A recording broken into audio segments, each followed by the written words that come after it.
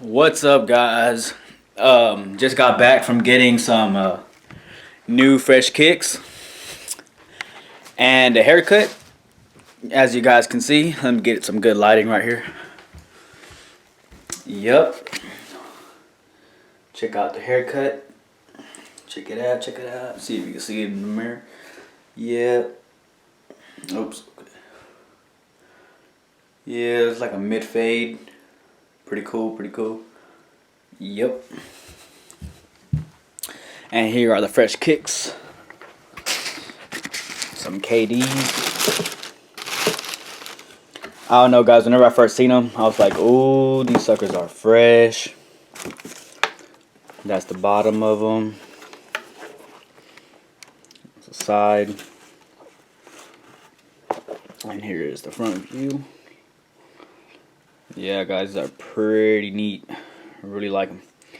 And I think I'm going to hit legs in them tonight. I'm hitting legs for sure, but tonight I'll hit them for sure. Can't wait. And I will be wearing these. Alright, guys. What's up, guys? As you guys can see, today is leg day. But whenever I do leg day, I normally start off with deadlifts. And here I am warming up with 135, doing conventional deadlifts. Just trying to get that back warmed up. And of course wearing a belt just to stabilize my back, keep it straight. And yes, guys, the bar, whenever you guys are doing deadlifts, should rub up against your shins. And I do have scars from doing deadlifts a lot.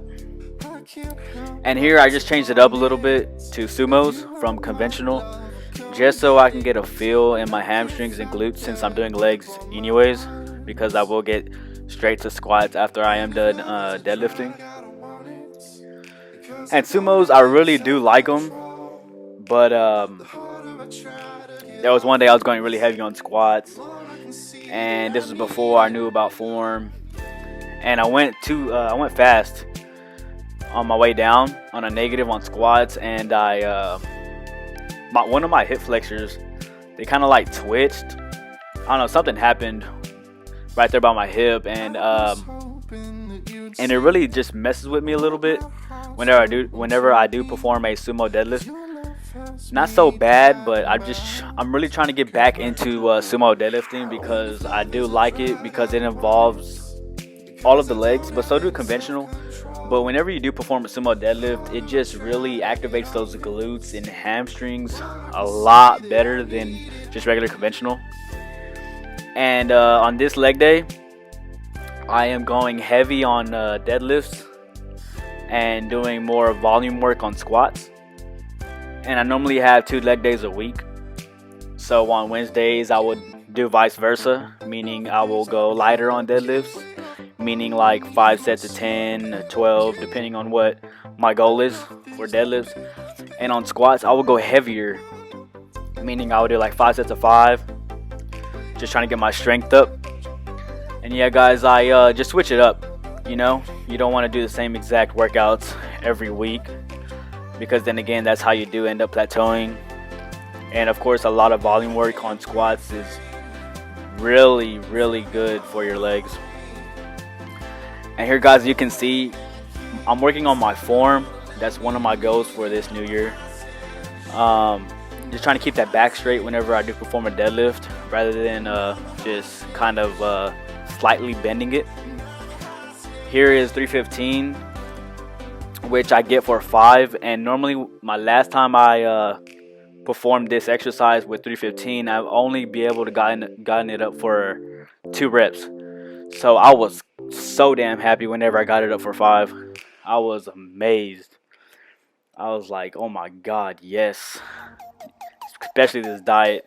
This reverse diet is going very good for me. I am getting stronger. My strength is going through the roof, which is I expected. And here you go, guys. I know you can't see it from this angle, but I threw on a 10 with the 3 plates. So that's 335. And so I changed the camera view so you guys can see that the 10 was there. But I only be able to got it up for double this time, rather than I was going for 3. But man, my legs were burning. That back was up there. It was wired, and I was pretty damn happy about just at least getting up for a double rather than just a single. And so after that that deadlift right there, I just went into squats. Started off with the bar. Like I said, like to start off light just to get the whatever muscle I'm finna train warmed up and ready to go, rather than just hopping in and throwing on some weight. And of course with the bar, I try to correct my form before throwing weight on, just so that way I can get a feel for it, so I know whenever there is weight on there, I know how I should feel and how my form should be looking. And yeah guys, like I said, if you don't have a belt, just be very careful whenever you guys start to go heavy. At least have a spotter with you in case something happens. And yeah guys, this is my volume work for squats. Today I performed 5 sets of 10, I believe, and the last one I think I only get up 8. And the reason for that was I was starting to feel a lot of my lower back coming in to help me, and I was like, no, that doesn't feel right. So I just went ahead and just put it on the rack. And yeah guys, what I did was 60% of my 1 rep max, and my 1 rep max was around, I believe, 280, 285, somewhere around there. So I threw on a plate and a 25 for 185 for 5 sets of 10, and I felt pretty good, to be honest. I felt like my drive could have been a little better. As you can see guys, I don't have headphones in. I just realized that whenever I did pull up to the gym today, but I was like, well crap, since I forgot my headphones, I might as well just work out without music, because I was like, I'm not about to go home and neither bother somebody for headphones. But guys, honestly, I actually liked it. I had a very successful leg day today. It was pretty awesome. Hit like I said, 335 for a triple and a double, meaning I got stronger, which I've never hit that before. And this volume work was pretty intense. And guys, without music, it actually makes you realize that, you know, you really don't need the music to give you that extra push. It's really all in your mindset, all on the mentality. You walk in there, it's just really all up in the head, whether you're going to get that weight up or not. Now, if you're going to go ahead and give up on yourself or say I can't do it, then of course you're not going to get the weight up. And yeah, you guys can't see underneath my warm-ups, I do have those Ray-Ban knee sleeves that I'm wearing in one of my other previous leg day videos that I have uploaded. It's because I have them underneath. I don't have them over because it just feels uncomfortable. It just feels more comfortable when they're already on my skin and I can just slide the sweatpants over my Ray-Ban knee sleeves.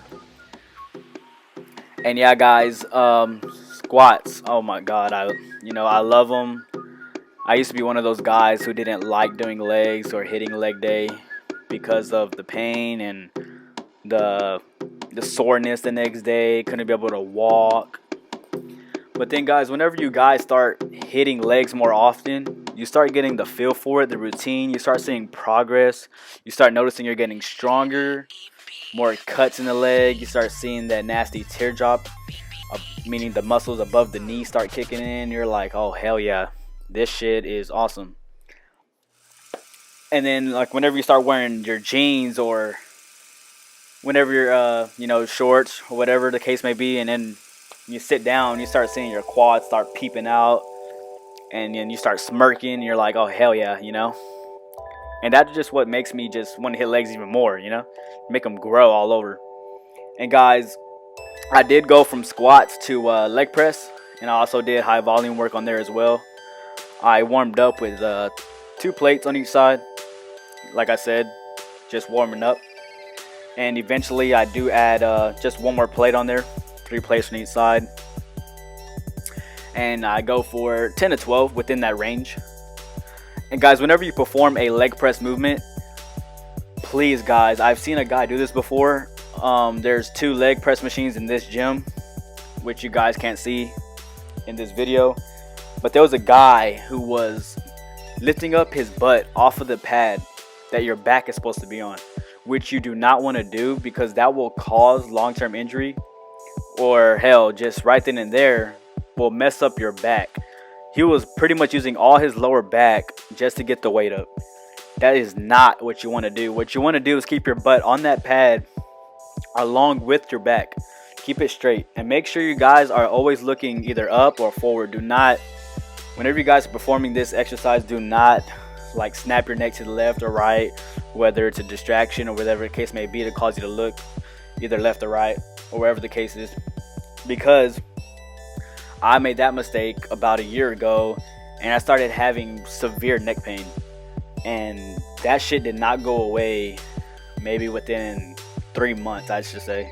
And I was honestly scared because I didn't know what was going on, and I would just be at work one day, and then the pain would just come out of nowhere and just hit me. I'm like, what the hell is going on? And I couldn't either move my neck like left or right, up and down. I was like, holy shit. But yeah guys, just be very careful. Like I said, form is everything. That is the reason why I tell you guys, make sure your form is on point before you add heavy weight. Like, make sure you go lighter first, get your form right, and once your form is corrected, then that's whenever you can add weight. And whenever you guys do a leg press exercise, what you want to do is make sure you drive with the heels, not your tippy toes. Push off with the heels, and let your legs stretch like your knees into your chest. You don't want to block that area, so that, because then if you block your knees from hitting your chest, it's pretty much, you're cutting your range of motion in half, and you're not getting that full stretch in the hamstrings and the quads. And then from the leg press, guys, I went to hamstring machine, seated hamstring curl, and I really like this exercise as well. What I've learned is I actually feel more of the squeeze and the contraction in the hamstrings when my toes are pointed outwards rather than up towards the ceiling. Like, you want to point them out straight in front of you and squeeze, and really towards the bottom, just squeeze and just feel that stretch in the hamstrings. Just squeeze it. And yeah guys, I know y'all can tell by my facial expressions that it does get pretty painful, especially whenever your quads are pumped and the pads are like really squeezing on top of your quads just to hold your legs down so you don't move as much whenever you perform this exercise. So it kind of sucks, but at the same time, you're not thinking about that. You're like, whatever, let's do it. And you're just really getting that feel for the hamstrings, and you're just really wanting to squeeze. And that's one of my weak points, is my hamstrings, and that's one of my goals this year, is to get those suckers up and really proportionate and symmetrical with my quads. Because it does kind of look funny, you know, people having big quads and they're lacking hamstrings, and it's like, it just looks really weird, it looks off. It's like something's wrong here, you know? Yeah, guys, it's just one of my weak points. And then from my seated hamstring curls, I went to seated quad extensions. Just really squeezing at the top. First set was just a light set just to get them warmed up, just like everything else. Then I actually started into my working sets. And just, you really want to squeeze at the top, maybe for like a split second. And it really fires up those quads. And guys, yes, you do develop nice quads from this machine, this certain exercise, but you don't. It's really mainly for definition, to be honest. If you guys want to build that strength, like I said, it would be all from mainly squats, because that's an all leg exercise. That involves your glutes, that involves your hamstrings, that involves your quads and your calves somewhat. But yes guys, that is my other weak point, is my calves.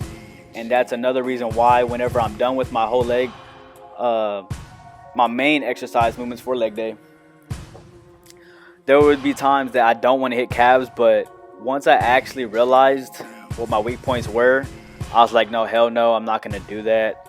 I'm gonna have to make time for calves, and I do, guys, you know. And I like this seated machine. It does work a different angle of the calf. It gets towards the bottom, towards your ankle. It gets all that muscle pretty much under your calf, like the bottom of the calf, just to build it up. And whenever you do perform this seated calf raising, what you want to do is like hold for a split second at the top and feel the stretch at the bottom. You don't want to just, you know, just go up and down, up and down, up and down without a squeeze, because then you're pretty much not even working it out. You're just like, you look like somebody that doesn't know what they're doing. And in the long run, whenever you do squeeze at the top, you bigger and better results, pretty much. You know, you just squeeze at the top, go stretch at the bottom, just like I'm doing here for standing calf raises. And what I like to do on standing calf raises is different angles.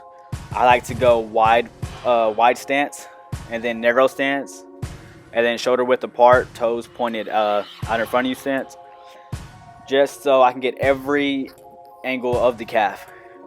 Because whenever you point your feet outwards, you're working the outside, narrow is the inside, and straight ahead is all of it. Well, I hope you guys enjoyed this leg day. Thank you, guys.